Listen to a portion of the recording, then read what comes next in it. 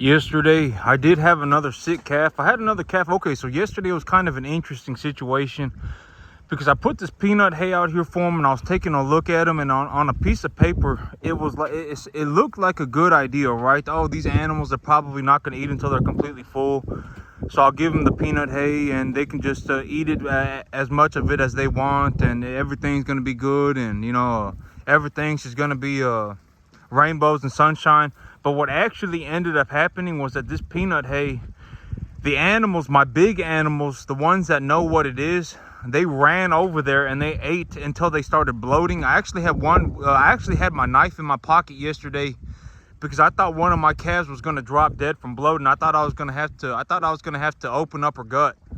And so I was following her around yesterday with a knife in my pocket, with a real sharp knife in my pocket, because I thought I was legitimately going to have to cut her open to get the gas out of her.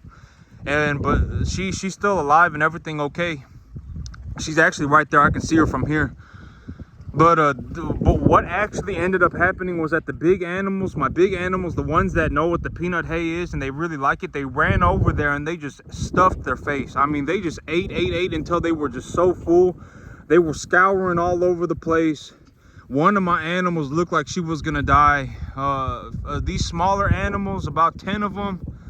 Okay, so yesterday I put about 10 animals in the sick pen, and I was like, what is going on? Like, these 10 animals look like they're sick. And so I had 10 animals in my sick pen, and one of them did have BRD.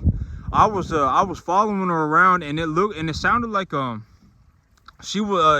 sounded like her lungs were really messed up. People, when they get sick, they get real sick, they start like coughing up phlegm and all this stuff, and they start having like a super deep cough, and they start coughing up a whole bunch of stuff. That's what pneumonia sounds like. If these calves, they have like a little bit of like a cough, like they're just but they're just coughing up a little bit. That's not a very big deal. But if they're having like these deep guttural coughs, and they're having like these deep hard coughs, and they're coughing constantly, that is a good sign that the animal is probably having some kind of a BRD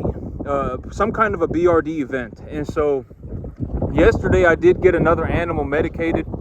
I got another animal fixed up with antibiotics, and so I'll have to keep an eye on them. But as of right now, it does look like it's really hard for me to tell exactly what's going on when I have this many animals. And so yesterday, I know I was talking all this, about how this is easy for me and all that, and I was like, that's a real stupid thing to say. I'm just going to admit it.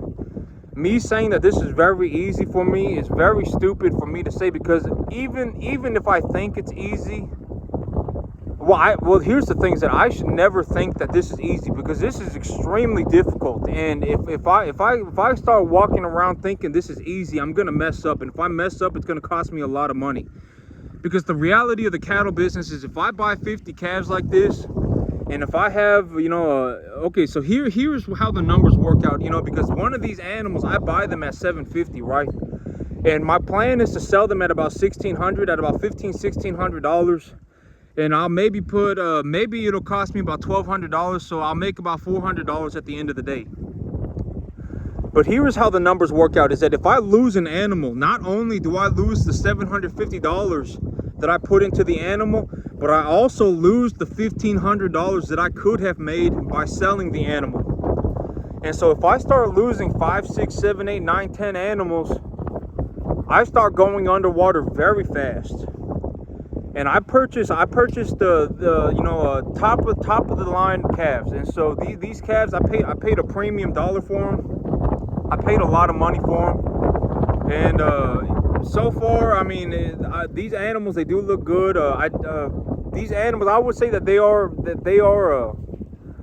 If I had to go out of my way to purchase animals, I would have to go to the sale barn every weekend, and if I was fortunate, I would come back with 5 to 10 animals, and I'd have to go back and forth constantly, and all this nonsense and all sorts of stuff, and then I'd have to bring them back. I'd have to wean them. I'd have to give them injections, and then I'd have to try and turn them on to feed, and it would turn into a fiesta real fast, right? And I work a job, after the, I probably work close to about 60 hours a week.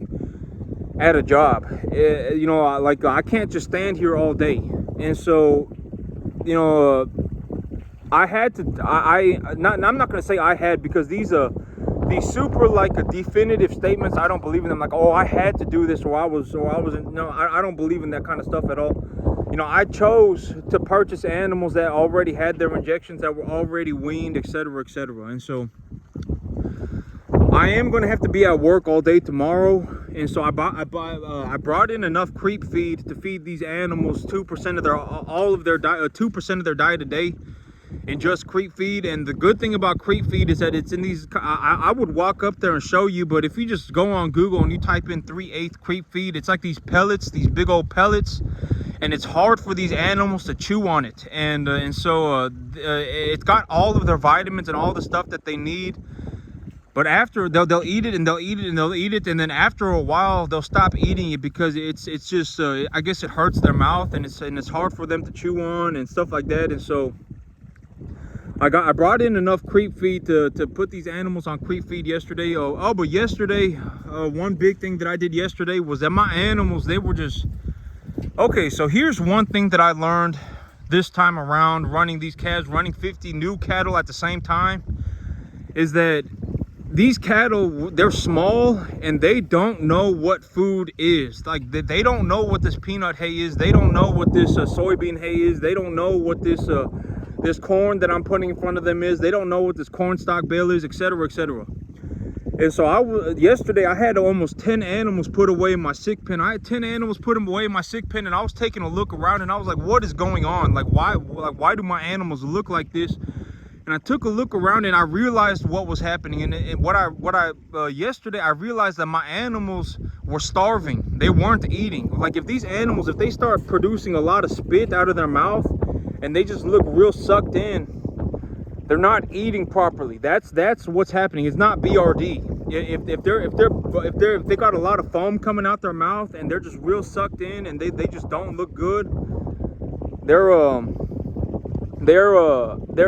starving. They need to eat. And so I was like, okay, so this is a bad situation, right? All of my big animals are bloating, having massive diarrhea. I've got 10 animals in my sick pen that look like they're starving. I've got 2 animals that have had BRD. Another 20% of my animals are having acidosis problems from eating too much peanut hay, the small animals.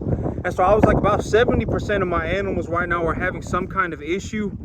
And so I was like, how do I solve this problem very quickly? And so I just let them all out on the grass. I was like, you know what? The grass, it may only be 4 or 5 inches tall right now, but these animals, they know what the grass is, right? They know what the grass is, and as of right now, they're not going to eat a whole lot. They're not comfortable enough to eat their whole diet every day in feed. I know I got a lot of wind blowing through right now, but I mean, it just is what it is, right? I mean, it's the weather. What am I going to do? Make it stop being windy? But these animals, I was like, okay, so I'm having a real bad situation right now. I would say about 70% of my animals are having some kind of a problem.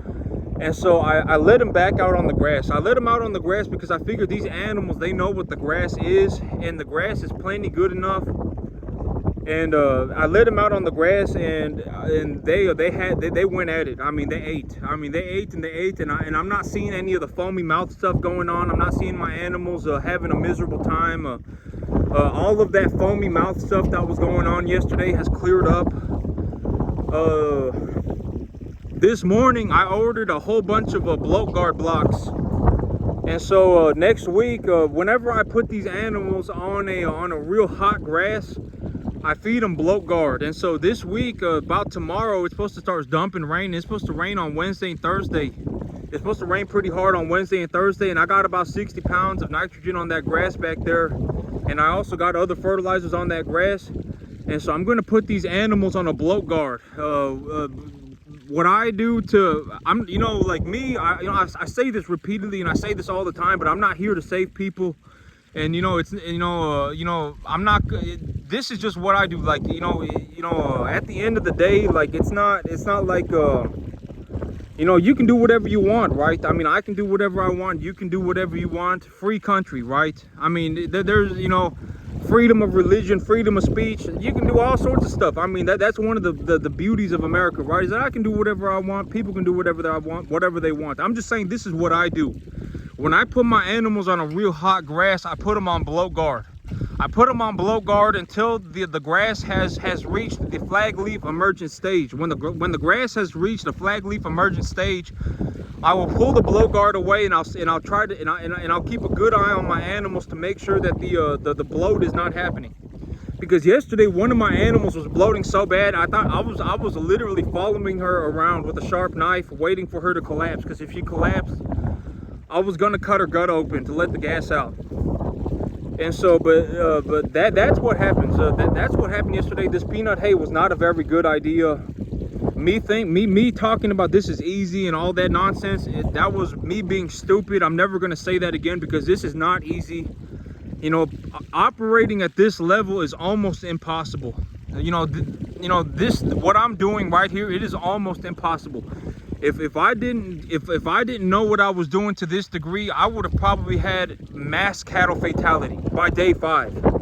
My animals would have been bloating. I would have had animals starving. I would have had gas problems. I would have had animals dying from BRD.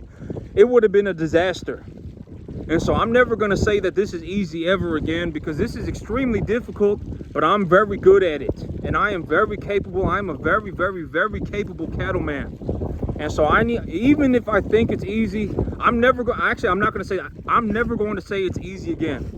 I need to go 100% every single day, or my animals will start. I actually think that this animal right here is having problems. I'm going to take a look at her. Okay, so my big thing about about treating an animal for BRD is that I have to recognize them twice. So if I see them once and they're coughing, I'll leave it alone. But if I see them again and I think that this animal is sick and I see it for a second time, I'll treat them. And this animal, okay, so she's kind of got a deep guttural cough, but she's also eating a very dry creep feed right now, and so she may be coughing because of the particles from the feed may be going down the throat. And so let me turn this hose off real quick. But I'm never gonna say that this is easy again. You know, yesterday I was taking a look at my animals, and I was like, what is going on? This is kind of a disaster. And I sat there and I really thought about it, and I was like, man, I can't have 10 animals in my sick pen. I can't have 2 animals having BRD. But that's what it was. Is that the animals were, I'll probably give her a shot of antibiotics here right when this is done, because she's just kind of standing there looking at me. And so she kind of red, and she got a little notch on her right ear. So I'll take a look at her after this is done. But this is extremely difficult. I mean, running cattle like this, it's almost impossible. Almost nobody can do it. And even me, if I get caught slipping, I mean, I'll be tripping real fast, right? I mean, I'll be losing money so fast. It would be a nightmare. Because losing one of these animals, if I lose money on the front end, and I also lose money on the back end. So the animal, she's actually eating right now. I can actually physically see her eating the feed, so I'm not real worried about her. My big thing about them being sick is they have to stop eating. If they stop eating, that's when I start getting concerned. But these animals, you know, yesterday, that's what happened. I had 10 animals sitting there looking at me, and they all looked miserable. They all looked sick. They all looked like something horrible was going on. And that's what was happening was that the animals, I had about I would say about 20% of my herd was not eating properly, and so they were starving. But that's also one thing that I learned yesterday, is that when these animals, like especially when they're this small, if they get brought to a new farm and they have all these new feed stuffs, if they have all this stuff that's just new to them, they're not going to know that they should eat it. And they're not going to know that I should eat this, or I should eat that, or I should eat this, and I should eat that, and all that. And so you have to put something in front of them that they know what it is. They have to know what it is, or they won't eat it. And so I let them out on the grass yesterday, and they went out on the grass and they ate. I mean, they ate. And I mean, my grass, it still looks like the exact same as it was yesterday. They ate their complete full. They were completely filled on grass. I don't have any frothy mouth going on right now. I don't have any symptoms or signs of these animals starving. They ate a whole bunch yesterday, and my grass, it still looks like the same that it did yesterday. And so, and it's starting to rain. I got 60 pounds of fertilizer on this grass. These animals, they're gonna have to eat this grass real fast. If they don't start eating this grass quickly, I'm gonna start having issues with the grass being too far developed and stuff like that. And so I'm gonna put them on the blow guard tomorrow. I got blow guard blocks coming in, and I'm gonna put them on blow guard, and I'm gonna put them out on the grass, and they should be just fine. But that's it for me today, YouTube. Y'all have a good one.